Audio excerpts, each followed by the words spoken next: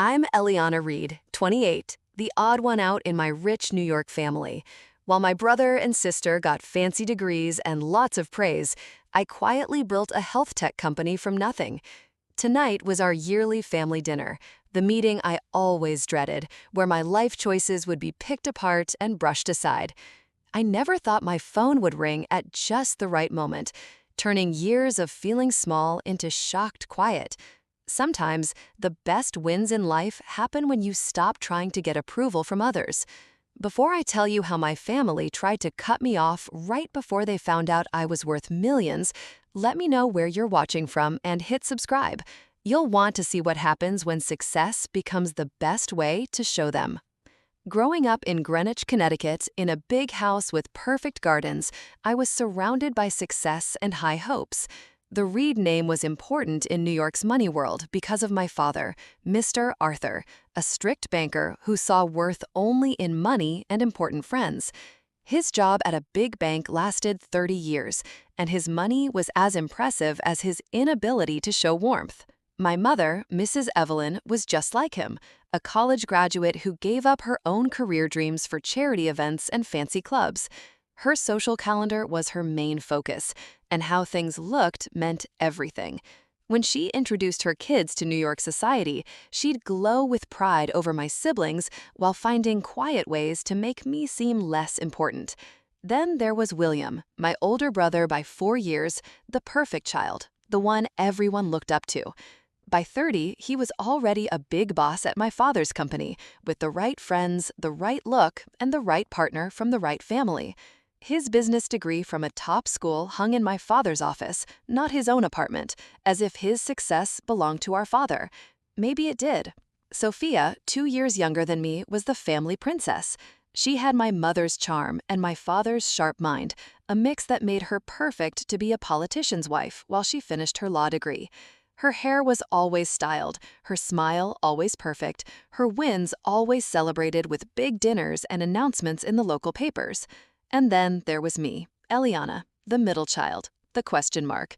From a young age, I was different. While Sophia played with dolls and William counted his allowance, I was taking apart computers and putting them back together. By 12, I taught myself basic coding from online guides, spending hours in my room making simple programs, while my parents worried about me being antisocial. Computers are for boys who can't play sports, my father once said when he found me coding at 2 a.m. on a school night, and it's certainly no career for a Reed woman. My mother's worry was more about how things looked. Darling, your back will hurt and those screens will ruin your skin. How will you find a good husband? High school was no better. I went to a good academy where I was great at math, science, and computer studies. My parents went to exactly one science fair when William needed a ride to a game at a nearby school. My robotics team won national awards, but my parents were away that weekend. Sophia's debate wins meant family dinners at fancy restaurants. My perfect math score on a big test earned a distracted, "That's nice, dear." When college applications came around, my parents had my future planned out. A top business school for undergrad, then a top business school for grad, followed by a good job and a consulting firm until marriage. I applied to a tech university instead, engineering. My father laughed when I told them my plans. That's not a Reed field. That's for the people who work for people like us. I still remember my mother's shocked face. But all your friends are going to fancy universities. Who will you meet at a tech school? Despite their protests, I went to the tech university with some scholarship money. They could have paid all my tuition easily, but my father called it learning to be responsible with money.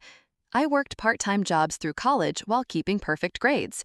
My graduation ceremony was attended by Aunt Nora, my father's sister, and the only family member who ever cheered on my interests. My parents and siblings were away that weekend for Sophia's engagement party. My first job after college was at a health startup in Boston, making $65,000 a year, a tiny amount compared to William's huge starting salary. At family gatherings, this became something to use against me. Eliana is still finding herself, my mother would explain to friends as if I were traveling through Europe instead of working 60-hour weeks learning the industry. All that education for a secretary salary, my father would joke at Thanksgiving. Sophia was especially good at giving a compliment that was actually an insult. It's so brave how you don't care about money or status, Eliana. I could never be that free-spirited. For years, I put up with these comments while watching, learning, and planning. The startup world was teaching me things my family would never get. That failing was valuable, that old ways could be changed, that money was just one kind of value, and most importantly, that I had ideas worth chasing whether the Reed family approved or not. 2 years ago, while working at the Boston startup, I noticed something that changed everything. Patients with long-term sicknesses were struggling to get quick appointments with special doctors, often waiting months while they got sicker. Meanwhile, doctor schedules had wasted time that could be fixed with the right technology. The health system was acting like it was still 1995 while people were suffering. The idea for Care Connect came to me during a 3 a.m. coding session in my small Somerville apartment. A secure platform that could safely link patients with special doctors remotely using smart programs to make scheduling and matching better based on symptoms, how urgent it was, and who was available. I took out $50,000 from my savings. Every single penny I'd managed to save while paying Boston rent and student loans. It was enough to build a first version and create a business plan. For 6 months, I worked my day job and built Care Connect at night, living on coffee and strong will. The first big problem came when looking for initial money. Male investors would listen politely, then asked if I had a technical co-founder, meaning a man. Healthcare is complicated, one told me, in a way that made me feel small, as if I hadn't spent years studying the field. Another suggested I find an experienced CEO and take a tech role instead. You're clearly smart, he said, but investors need confidence. I pitched to 37 possible investors before finding one who saw the potential. Miss Jessica Barnes, a former health executive who became an angel investor, gave me $200,000 in early funding, enough to quit my job and hire 3 people, a developer, a designer, and Miss Ava Thompson. Ava was first hired as an office helper, but she quickly became much more. With a background in health office work and a strong work ethic like mine, she understood my vision right away. "This isn't just software," she said during her interview. "This is going to change lives." Within months, she was basically my chief operating officer, though we couldn't afford fancy titles yet. Our first office was a changed storage room in a Cambridge shared workspace. We worked 7 days a week, often past midnight. When the air conditioning broke during a July heat wave, we coded in our underwear with bags of frozen peas as cooling packs. When we couldn't afford furniture, we sat on cushions and used cardboard boxes as desks. The big breakthrough came 9 months in when New York General Hospital agreed to try Care Connect in their brain doctors department. Their patient happiness scores went up by 42%, wait times went down by 68%, and doctor use got better by 33%. We had facts now, real impressive numbers that told our story better than I ever could. More hospitals signed on, money started coming in. We moved to a real office in Midtown and grew to 15 employees. A round of funding came through, $4.5 million, which let us grow across the country. Then another round a year later, $28 million, making our company worth $65 million. Through it all, I told my family nothing. After years of being dismissed, I'd stopped sharing my work life with them. They thought I still worked at the first startup, maybe with a small raise. I made up a fake small apartment when they asked about where I lived, though I'd actually bought a big apartment in Lower Manhattan. I drove my old car to family gatherings, leaving my new fancy car in the garage. This secrecy wasn't just about surprising them eventually, it was about protecting myself. I couldn't stand their dismissal of this thing I was pouring my heart into. And as success came, I realized I wanted to prove something, not just to them, but to myself, that I could do this without their connections, their money, their approval. In the weeks before that important family dinner, Care Connect had been getting ready to offer its shares to the public.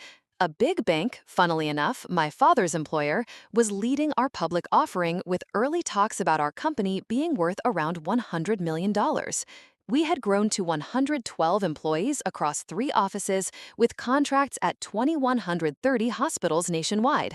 A major business newspaper had written about me as one of 30 under 30 changing healthcare, though I'd managed to keep the article from my family's notice. The night before the dinner, Ava and I had been on calls with international investors until 2 a.m. Big news was coming. A Japanese investment firm was thinking about a large investment before our public offering that would possibly make our company worth even more. As I picked a simple black dress for the family dinner, one from a regular store rather than the designer clothes I could now afford, I wondered if tonight might finally be the night to tell my secret success. Little did I know, my family had their own plans.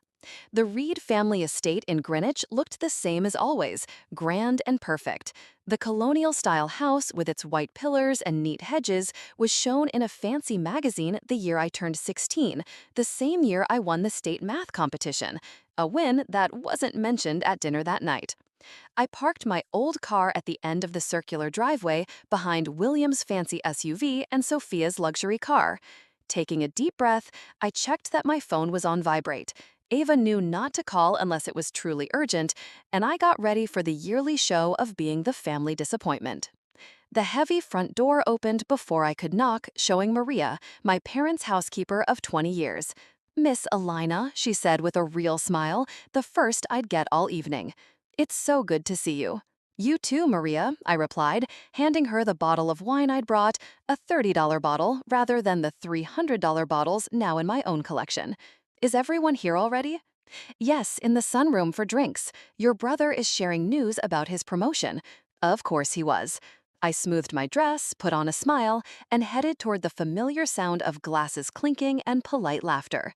The sunroom, a grand room with big windows looking out at the garden, was my mother's pride and joy.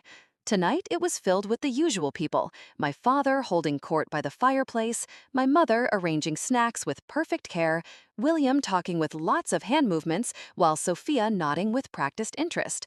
The surprise addition was Aunt Nora, my father's sister's and secret friend, who rarely came to these gatherings because of her free-spirited life. She was a literature professor who wore colorful scarves and had been divorced twice. "Alina, you finally made it," my mother announced, making it sound as if I were hours late rather than exactly on time.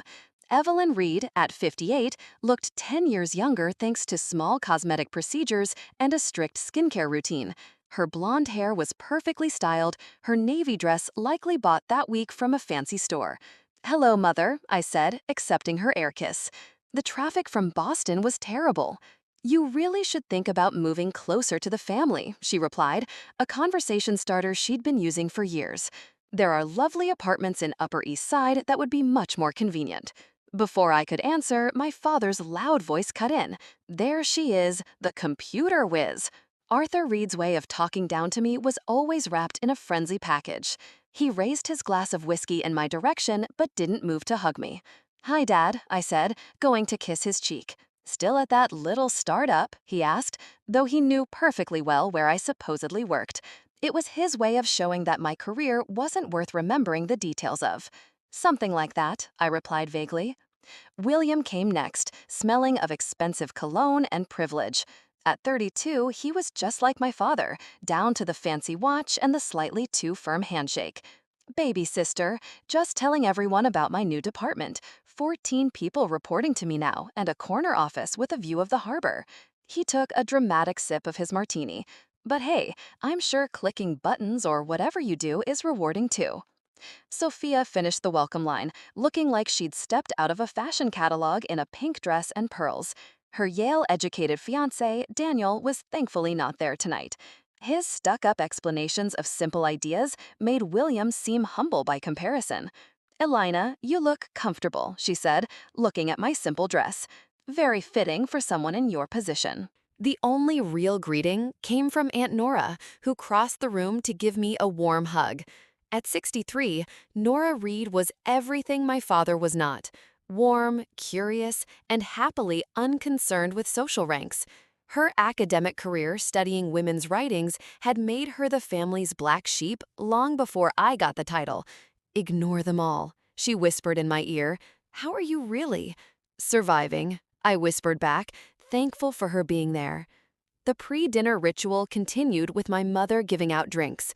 White wine for the women, whiskey for the men, as if we were in a 1950s TV show. While my father questioned William about market predictions, Sophia took over the conversation with details of her wedding plans, describing her custom designer dress and how hard it was to keep the guest list to 300. The governor can only come to the party, not the ceremony, she complained, as if this were a real problem. I sipped my wine and nodded when needed, wondering what my family would think if they knew I'd had dinner with 2 senators last month to talk about health innovation policy, or that the clicking buttons William mocked had created technology now used in hospitals across the country. "Dinner is served," announced Maria, giving a welcome break from the small talk. The Reed dining room was made to impress, a long, dark wood table under a crystal chandelier with old family pictures on the walls. Family Stories claimed one of the serious-faced men in oil paint had been a helper to a past president, a connection my father mentioned whenever he could. We took our assigned seats, parents at opposite ends, William and Sophia on one side, me and Aunt Nora on the other. The seating had been the same since childhood, though the empty chair next to me had once belonged to my grandfather before he passed away. "I've asked Maria to prepare something special tonight," my mother announced as the first dish arrived. "A lobster soup that probably cost more than what most people spend on dinner for a week. We're celebrating so many wonderful things happening in the family." She raised her glass to William's promotion, to Sophia's wedding plans, and to— She stopped, clearly struggling to find something to celebrate about me, to family togetherness. The yearly tradition of updates began as we ate, a Reed family ritual where each person shared their recent successes. It was as much as a contest as it was a talk, with my parents scoring each part through subtle nods or frowns. William started with details of his promotion, the bonus money, and how his team had handled a very tricky merger. My mother asked follow-up questions meant to show off his achievements even more. "And they picked you over how many other candidates, darling?"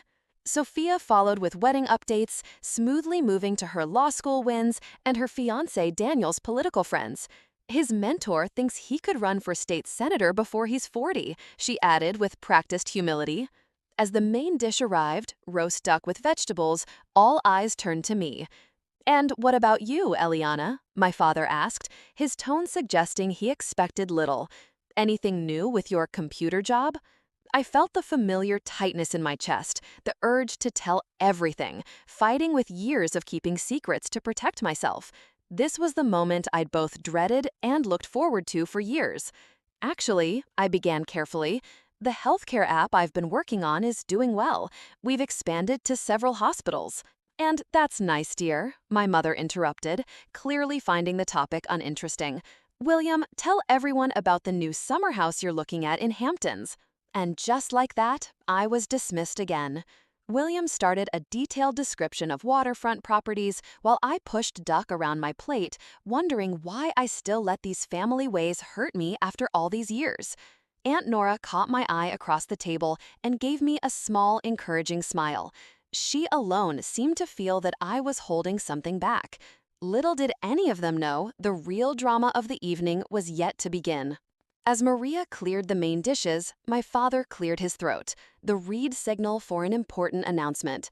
The table went silent right away. Even Sophia paused her talk about wedding flowers. "Your mother and I have been doing some estate planning," he began, swirling the remaining whiskey in his glass. With William's career growth and Sophia's upcoming marriage, it seemed a good time to look at the family's money plans. My mother nodded with practiced seriousness. This clearly wasn't a sudden talk. "As you know, the Reed name carries certain expectations. We've always stressed making choices that honor the family name and help it keep growing." I felt a familiar knot form in my stomach. Whenever my father spoke about family name, it was always followed by criticism of my life choices. "William will be taking over as the manager of the family's main money investments next year," he announced, nodding proudly at my brother. "And after Sophia's wedding, we'll be giving her and Daniel the Cape Cod property to give them a proper start." It's the logical choice, Sophia added unnecessarily. Daniel's political goals will benefit from a family home with historical importance. My father turned to me then, his face changing from pride to something more cold. Which brings us to you, Eliana. I sat straighter, feeling the air in the room change. Aunt Nora's hand found mine under the table and squeezed gently. Your mother and I have thought about this a lot, he continued. And while we've supported your unusual choices for some time, we've come to a decision. My mother set down her wine glass with careful precision. We're cutting you off completely, she announced, as if talking about the weather. Starting now. The words hung in the air. Though I hadn't relied on family money since college, the finality of the statement and the public way it was said felt like a slap. The yearly allowance, any future inheritance money, access to the family vacation homes, all of it, until you show more appropriate choices fitting a read. Appropriate choices? I repeated, finding my voice. You mean leaving my career for something you approve of? Don't be dramatic, Eliana, Sophia cut in. They just want what's best for you. You're wasting your talent at that little tech job. William nodded in agreement. The family has a reputation to keep. Your choices affect all of us. I looked around the table, taking in their faces. My father's stern disapproval, my mother's practiced concern, Sophia's poorly hidden satisfaction, and William's fatherly disappointment. Only Aunt Nora looked truly upset for me. What exactly do you expect me to do? I asked, surprised by how steady my voice was. Quit my job? Go back to business school? Marry someone from your approved list? Don't take that tone, my mother warned. We're trying to help you get back on track before it's too late. 30 is coming fast, and you have nothing important to show for yourself. The irony of her statement might have made me laugh if it weren't so painful. You've had plenty of time to establish yourself, my father added, yet you insist on this healthcare software trick that's going nowhere. It's time for adult decisions. Eliana, the Reed Trust is meant to support family members who add to the family standing, William explained, as if I were a child. Your computer hobby doesn't count. It's not a hobby, I said quietly. It's a company, my company. A company? Sophia scoffed. Please, you work for a startup that will probably fail next year like most of them do. You've always had creative ideas, my mother said dismissively. But real businesses need business smarts, dear, something you've actively avoided by not getting a proper business education. My father leaned forward. This isn't a punishment, Eliana. It's motivation. Sometimes people need to face consequences before they make better choices. The condescension was so thick I could barely breathe. For years, I'd hidden my success, partly to protect myself and partly waiting for the perfect moment. I hadn't expected it to arrive like this, served alongside dessert at a family dinner. So, let me understand, I said slowly. You're cutting me off financially because my career doesn't impress you enough? We're putting family money toward ventures with proven returns, my father replied, the banker in him taking over the parent. William and Sophia have shown good judgment and proper ambition, while you, my mother added, have shown neither. Just as I opened my mouth to respond, my phone began to vibrate in my purse. I ignored it, focusing on the conversation. You've never once asked about what I actually do, I said, not in any meaningful way. You decided years ago that my work wasn't valuable because it didn't fit your narrow idea of success. My phone buzzed again and again, multiple calls in a row. Ava's emergency signal. That's not true, my mother protested weakly. We've always supported your independence. Supported? I repeated in disbelief. You've made my choices seem small at every turn. You didn't even go to my college graduation. A tech university isn't a fancy university, Sophia muttered, as if that explained everything. My phone continued its strong vibration. 4 calls now. Perhaps you should answer that, Aunt Nora suggested quietly. It seems urgent. I hesitated, then reached for my purse as my father sighed dramatically at the break in dinner manners. Excuse me, I said, pulling out my phone to see Ava's name flashing on the screen. I need to take this. Of course, my father said sarcastically. The little startup emergency can't wait until after family dinner. I stood and answered the call, stepping slightly back from the table but staying in the dining room. Ava, what's happening? What happened next would play in my mind for months. Miss Eliana? Ava's voice came through clearly enough for everyone at the table to hear. I've been trying to reach you. SoftBank just confirmed they're in for $40 million. The valuation is official. We've hit $100 million pre-IPO. The bank team is popping champagne. The silence at the table was total.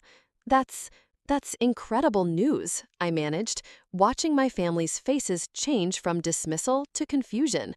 Can you run through the details? As Ava excitedly explained the investment terms, stock options, and upcoming media announcements, I watched understanding grow on each family member's face. My mother's wine glass froze halfway to her lips. My father's constant frown deepened into something closer to confusion. Sophia's mouth literally hung open. The Forbes interview is confirmed for Monday, Ava continued, unaware of the drama happening on my end. They're featuring you in their Billionaires in the Making series. Oh, and the hospital group wants you to give the main speech at their yearly meeting, the CEO called personally.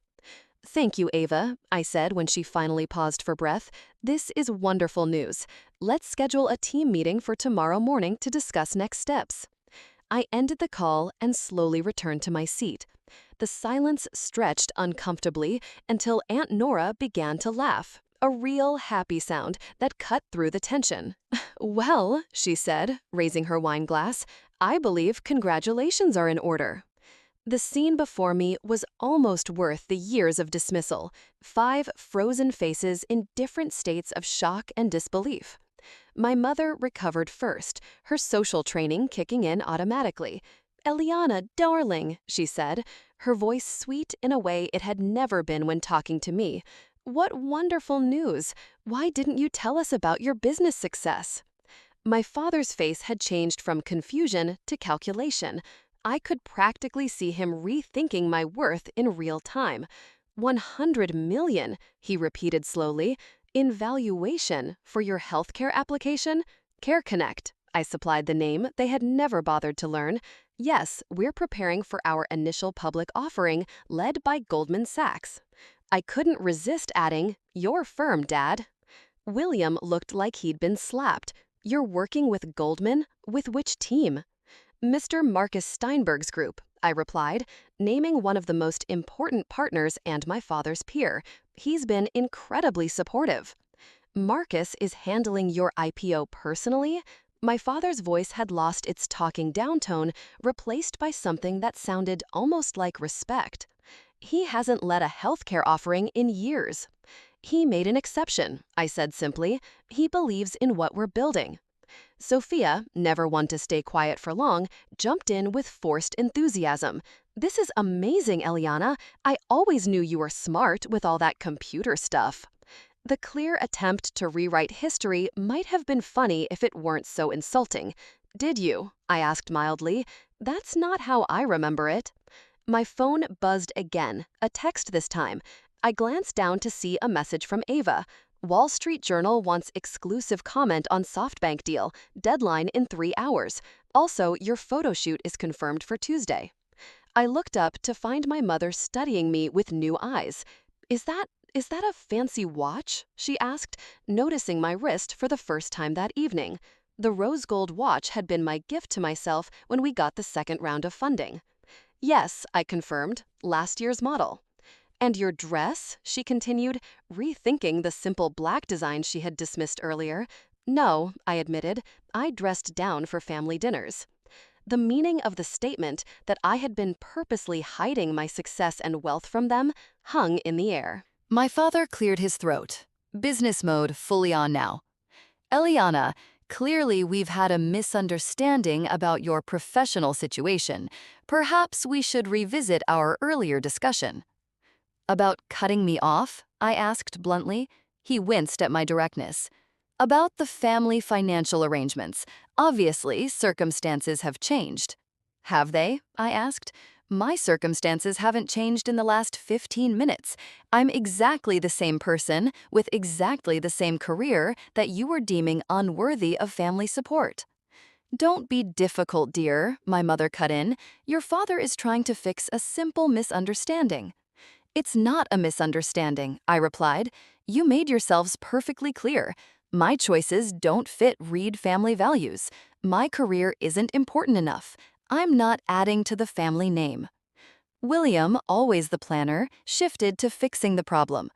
We were concerned because you seemed to be struggling, he offered. You never mentioned any of the success.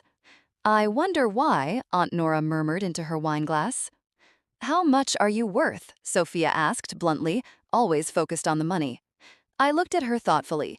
CareConnect is valued at $100 million pre-IPO.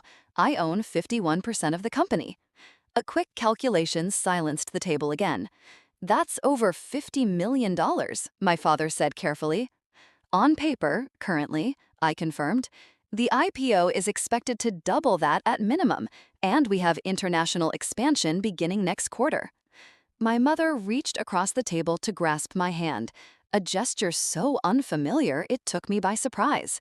Sweetheart, this is wonderful news. We need to celebrate properly. I'll call the club tomorrow, arrange a special dinner. That won't be necessary, I interrupted gently, pulling back my hand. Nonsense, this is a major achievement for the family, she insisted. We should mark the occasion appropriately. For the family, I repeated.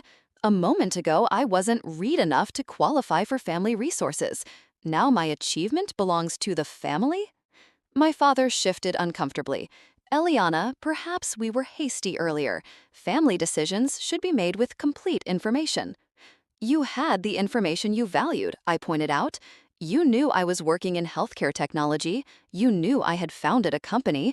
You simply decided those facts weren't important because they didn't fit your predefined idea of success. Well, William cut in, startup values can be quite uncertain. It was reasonable to be concerned about stability. Was it concern or judgment? Sophia, never one for subtlety, changed tactics completely.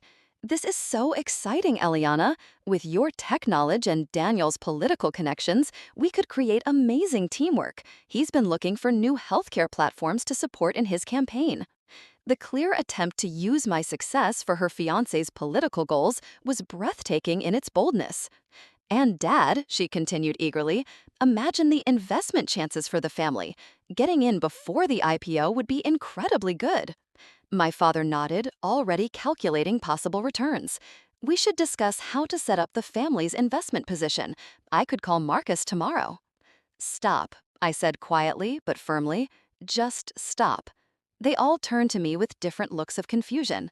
I'm not looking for family investment, I stated clearly. CareConnect has all the funding it needs. But surely a pre-IPO family position would be helpful, my father began. No, I cut him off. It wouldn't. Our shareholder list is set. What about board positions? William suggested. A Reed presence would give credibility. Our board is also complete, I interrupted, with members who have believed in the company from the beginning. My mother looked truly confused. But darling, now that we understand the situation, we want to support you properly. Now that you know I'm rich, I corrected her gently, that's different from support. Aunt Nora coughed quietly to hide her smile. That's not fair, Sophia protested. We're family. Family supports each other's success. Does it? I asked. Where was that feeling an hour ago? My father, always practical, tried a different approach. The past is the past, Eliana. Let's focus on moving forward. The Reed network can open doors for your company that would otherwise stay closed. I looked at him thoughtfully. What doors do you think remain closed to a $100 million company with Goldman Sachs as its IPO underwriter? He had no answer for that. I appreciate the sudden interest in my career, I said, standing up, but I think I'll be leaving now. I have an early meeting tomorrow. You're leaving? My mother looked worried. But we haven't even had dessert. We need to discuss your media strategy, your investment planning. Your father has excellent connections for wealth management. I have financial advisors, I said, picking up my purse, and a PR team and lawyers and every other professional service I need. But we're your family, she insisted, as if that was more important than anything else. I looked at her sadly. Yes, you are, which is why I kept coming to these dinners year after year, despite knowing that nothing I achieved would ever be enough. My father stood as well, his face serious. Eliana, don't be too quick. Family relationships are more important than small disagreements. I agree, I said, which is why I'm going to take some time to think about what kind of relationship I want with this family moving forward. I turned to Aunt Nora, who was watching the scene with a mix of pride and sadness. Would you like a ride home? She gathered her things right away. I would love one. As we headed toward the door, my phone buzzed with another text. I glanced down to see Ava's message. Financial Times wants to feature you as Healthcare Innovator of the Year. Need confirmation by tomorrow. Sophia, never one to give up, called after me. Eliana, we're hosting a dinner party next weekend for Daniel's political supporters. It would be wonderful if you could attend and discuss healthcare innovation. I paused at the door and turned back to the table, taking in the scene one last time. The rich dining room, the expensive wine, and the family that had never seen me until I became valuable to them. I'll check my schedule, I said politely, but I should warn you, my speaking fee for political events starts at $50,000. With that, Aunt Nora and I walked out into the cool evening air, leaving the Reed family legacy to understand the fact that its greatest current success was the daughter they had just disowned. The drive from Greenwich to Aunt Nora's New York apartment was quiet at first. The weight of the evening's events hung between us until she finally broke the silence with a soft chuckle. $50,000 for a speaking fee, she thought aloud. Your mother nearly swallowed her pearl necklace. I couldn't help but laugh. I don't actually charge for speaking, but for Sophia's fiancé? Oh, I'd charge him double, Aunt Nora said with a wink. Self-important young man. We pulled up to her brownstone, but neither of us moved to get out of the car. You knew, didn't you? I asked about Care Connect. Aunt Nora smiled. I read the technology section of the Times, dear. Your company was featured 3 months ago. I was waiting for you to share when you were ready. I should have told you, I admitted. I just got used to keeping it separate from family. For good reason, she said, patting my hand. Your father and I grew up with the same message. Success is measured by the right schools, the right clubs, the right investments. It took me until my 40s to break free of that mindset. You've done it in your 20s. I haven't exactly broken free, I said. I still showed up for dinner, still wanted their approval on some level. That's being human, not being weak, she corrected gently. We all want our parents' love. The difference is you didn't give up your true self to get it. We sat in comfortable silence for a moment before she spoke again. What will you do now about the family? I thought about the question carefully. Set boundaries. Clear ones. I won't be part of the suddenly interested routine, but I won't cut them off entirely either. Wise, she nodded.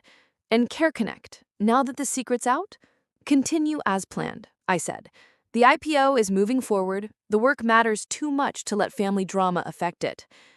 Aunt Nora leaned over to hug me before getting out. I always knew you'd do something amazing, Eliana, not because you're a Reed, but because you're you. Those words stayed with me during the drive to my lower Manhattan loft, a changed warehouse space with exposed brick and big windows overlooking the harbor.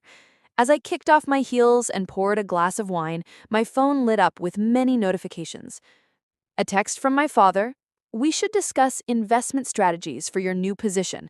Lunch tomorrow at the club. An email from my mother. Darling, I've added you to the guest list for the Symphony Gala next month.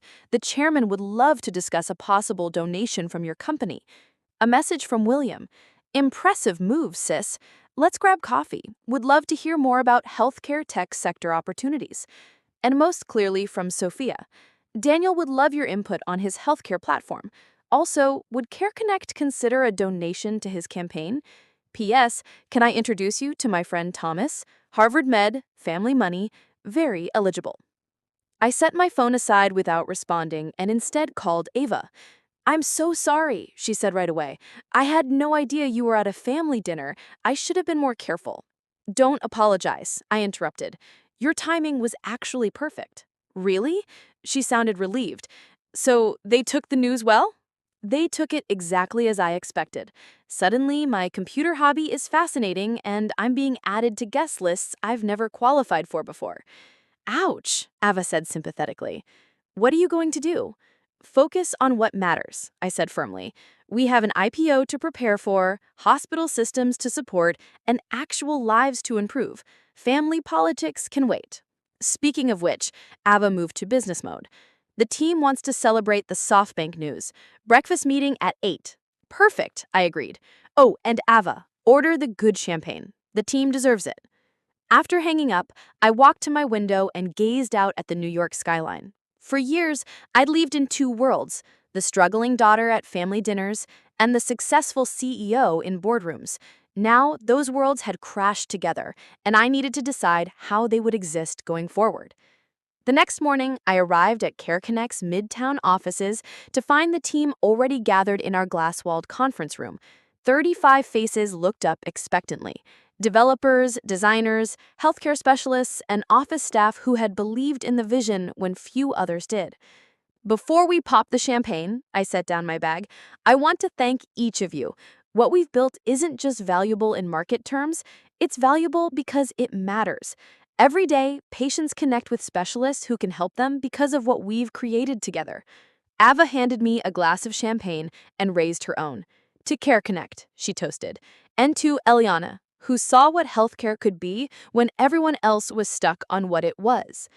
After the celebration, I went to my office to find a delivery waiting, a huge flower arrangement with a card from my mother. So proud of our brilliant daughter. Love, Mom and Dad. I stared at the card, struck by how silly it was. 24 hours earlier, they were cutting me off from the family money. Now I was their brilliant daughter. As I thought about what to do with the flowers, my assistant popped her head in. Your father's called 3 times, and your brother's in the lobby. William is here? I asked, surprised. Says he was in the neighborhood, she replied with air quotes. Should I send him up? After a moment's thought, I nodded. Give me 5 minutes, then show him in. When William entered my office, his face was a mix of awkwardness and calculation. He whistled softly as he took in the space, the big windows, the modern furniture, and the framed newspaper article about CareConnect. Nice setup, he commented, hands in his pockets of his expensive suit. Very tech startup chic. What brings you to Midtown, William? I asked, not offering him a seat. Can a brother visit his successful sister? Of course, I replied, though you have never done so before. He had the grace to look slightly embarrassed. Look, Eliana, about last night. Let me stop you there, I interrupted. If you're here with investment ideas or partnership ideas, I'm not interested. That's a bit harsh, he frowned. We're family. Yes, we are. Which is why I'll have lunch with you someday, talk about neutral topics, even attend family holidays. But CareConnect is off limits for family involvement. That's not very business smart, he argued. The Reed connections haven't been offered to me for the past 4 years while I built this company. I'm not interested in them now. That's because we didn't know. You didn't ask. There's a difference. He shifted uncomfortably, then tried another approach. Dad feels terrible about last night, the cutting off thing. It was meant to motivate you. We had no idea you were already successful. And if you weren't? I asked. If you were exactly who you thought I was, a mid-level employee at a struggling startup, would cutting me off still have been appropriate? He had no answer for that. William, I have a meeting in 10 minutes with actual investors who believed in this company before knowing its valuation. So unless there's something else, he straightened, business mask sliding back into place. Right. Well, I'll tell Dad you're busy. Maybe dinner next week. He wants to make things right. Tell him I'll call when I'm ready. And William, the next time you're genuinely interested in what I do, I'd be happy to explain it, but only if you really want to know. After he left, I told my assistant to send the flower arrangement to the children's ward at New York General Hospital. Then I turned my attention back to the work that mattered, finalizing our public offering paperwork, reviewing our international expansion plans, and preparing for the Forbes interview. In the weeks that followed, I kept my distance from family efforts to get back in my good graces. My mother's calls went to voicemail. My father's lunch invitations received polite but firm refusals. Sophia's clear attempts to use my success for her fiancé's campaign were met with silence. The only family relationship I took care of was with Aunt Nora, who came to the office one afternoon for a proper tour. "This is amazing," she said, watching our engineers show off the platform. "You've built something that helps people." "That was always the goal," I told her. "The valuation is nice, but it's not the point." "Which is exactly why you've succeeded where others have failed," she observed wisely. "You solved a real problem instead of chasing the money." As we walked through the office, employees greeted me with real respect. Not the kind of respect born of fear that I'd seen at my father's firm, but the true appreciation of a team with a shared purpose. "You've created a family here," Aunt Nora noted as we returned to my office. "A chosen one." Looking around at the lively, purposeful energy of CareConnect, I realized she was right. While looking for approval from my birth family, I'd built a community of people who valued contribution over family name, new ideas over old ways, and purpose over prestige. That understanding was more valuable than any public offering valuation could ever be. 6 months passed in a whirlwind of activity. CareConnect's public offering went beyond all predictions, valuing the company at $220 million on the first day of trading. My paper worth went over $112 million, more than the combined total worth of my entire extended family. The financial milestone made headlines, but it was our impact numbers that gave me true satisfaction. 450 hospitals now used our platform, connecting over 30,000 patients daily with specialists who could help them.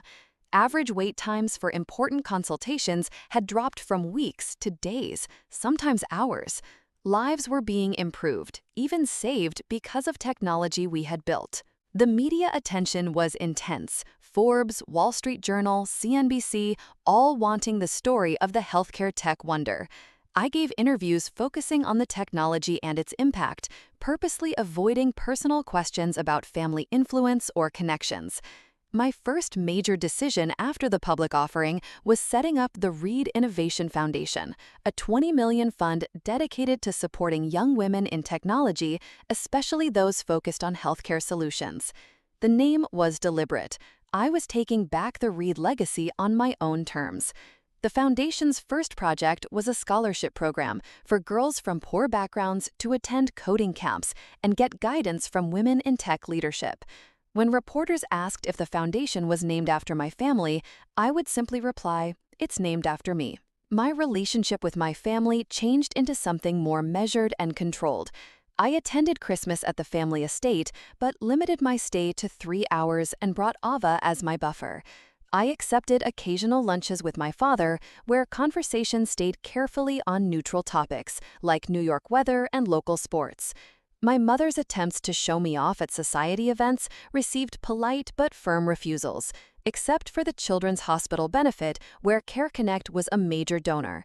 Sophia's wedding invitation was accepted, with the note that I would attend alone and would be leaving after the ceremony due to other plans. The only family relationship that grew deeper was with Aunt Nora. She joined the board of the Reed Innovation Foundation, bringing her academic knowledge and feminist viewpoint to our grant-making decisions. We had dinner weekly, and she became a trusted person to talk to for both personal and work problems. "You've handled them perfectly," she told me over dinner one evening, respectful but with clear limits. "It's still hard sometimes," I admitted. "Part of me wishes they could truly understand and value what I've built, not just its money worth." "That may never happen," she said gently. "Your success exists in a way they don't fully get. They understand the numbers, but not the vision behind them." She was right. Of course, my parents' attempts at making up were always framed in terms they understood: invitations to join exclusive clubs, introductions to suitable potential partners, suggestions about wealth management. Never talks about what CareConnect actually did or why it mattered to me. My father's most sincere attempt came 3 months after the public offering, when he asked to tour our offices. I agreed, curious about what he would see. Very impressive operation, he commented afterward, clearly surprised by how advanced our setup was. Not at all what I imagined. What did you imagine? I asked. He hesitated. Something smaller, less important. It was as close to admitting he was wrong as Arthur Reed would ever come. You've proven me wrong, he added after a moment. That doesn't happen often. It wasn't about proving anyone wrong, Dad, I replied. It was about building something that mattered. He nodded slowly, not quite understanding, but trying. It was a small step, but a real one. The most unexpected thing came through therapy, something I began shortly after the public offering at Aunt Nora's suggestion. My therapist specialized in family dynamics and helped me see that my drive for success had been partly fueled by a desire for approval I might never receive. What would it mean, she asked in one session, if you accepted that your parents may never fully understand or value your choices the way you want them to? The question was painful, but made things clear. My success had proven them wrong, but hadn't truly changed them. True healing would come not from winning their approval, but from no longer needing it. That realization freed me to build relationships based on real connection rather than history or obligation. I made deep friendships with other founders who understood the journey of starting a business. I guided young women in tech who reminded me of my younger self, eager for guidance that I had never received. Most importantly, I began speaking at high schools in poor New York neighborhoods about careers in technology, trying to be the voice I had needed as a teenager. At one such event, a 15-year-old girl with bright eyes and a determined look approached me afterward. My parents want me to be a doctor or a lawyer, she said. They say computer science isn't for girls like me. Did you ever feel that way? All the time, I told her honestly. The most important thing I learned is that you get to define your own success, not your parents, not society, you. But what if they never understand? She asked, the real question behind her words painfully familiar. Then you build a life so truly yours that their understanding becomes secondary, I replied. And you find people who do understand. Mentors, friends, colleagues who see your vision and value your path. In that moment, speaking to a younger version of myself, I understood that my family's rejection had been painful, but also shaped me. It had forced me to develop strength, self-reliance, and belief in my vision, qualities that ultimately helped Care Connect succeed. The following week, I received a surprising call from my mother. I saw your speech at the Girls in Tech conference, she said. Someone shared it on Facebook. I waited, unsure where this was going. You're very good at it, she continued. Public speaking. You have a presence like your grandfather. He could command a room too. It was the first compliment she had ever given me that wasn't about how I looked or how I acted socially. Thank you, I said simply. I don't understand what you do, she admitted after a pause. The technology, the healthcare integration, it's beyond me. But I can see that it matters to you and apparently to many others. It wasn't full understanding, but it was acknowledgement, the beginning of seeing me as I actually was, rather than as she wished me to be. 1 year after the important family dinner, I hosted a different kind of gathering, a housewarming for my new Upper East Side townhouse. The guest list included the original Care Connect team, fellow entrepreneurs, mentors who had supported me, Aunt Nora, and, after thought, my immediate family. As I looked around at the diverse group mingling in my living room, my chosen family alongside my birth family, I felt a sense of peace I hadn't expected. The Reed family ways hadn't fundamentally changed, but my relationship with them had. I no longer needed their approval to know my worth or my path. When the time came for a toast, I raised my glass and found my voice steady and clear. To authentic success, I said, not measured by bank accounts or social standing, but by the lives we touch and the problems we solve. To surrounding ourselves with people who believe in us before we're successful, not after. And to defining our own legacy, whatever our last name might be. Aunt Nora caught my eye across the room and nodded proudly. My parents looked somewhat puzzled but respectfully attentive, And my colleagues and friends, the people who had believed in CareConnect's mission from the beginning, smiled with genuine understanding. That night, after everyone had left, I stood on my rooftop terrace overlooking the New York skyline. My phone buzzed with a notification. CareConnect had just been approved for use in hospitals across the UK, our first major international expansion. Lives would be improved because of something I had built, something my family had once dismissed as a computer hobby. I thought about that 15-year-old girl and all the others like her, young women with dreams that didn't fit neatly into others' expectations. If my story could help them stand firm in their own vision, then being cut off at that family dinner was ultimately a gift. It had forced me to fully own my path rather than seeking external validation. Sometimes the most painful rejections lead us to our greatest strengths. Sometimes being cut off from what we think we need pushes us to discover what we actually require. And sometimes the most powerful reply to "we're cutting you off completely" isn't an argument or a defense. It's building something so meaningful that it speaks for itself. Has your family ever dismissed your dreams or tried to push you down a path that wasn't right for you? How did you respond? I'd love to hear your stories in the comments below. And if this journey resonated with you, please like, subscribe, and share with someone who might need to hear that it's okay to define success on their own terms. Remember, the most powerful validation is the kind you give yourself. Thank you for listening to my story, and may you all find the courage to build a life authentically yours.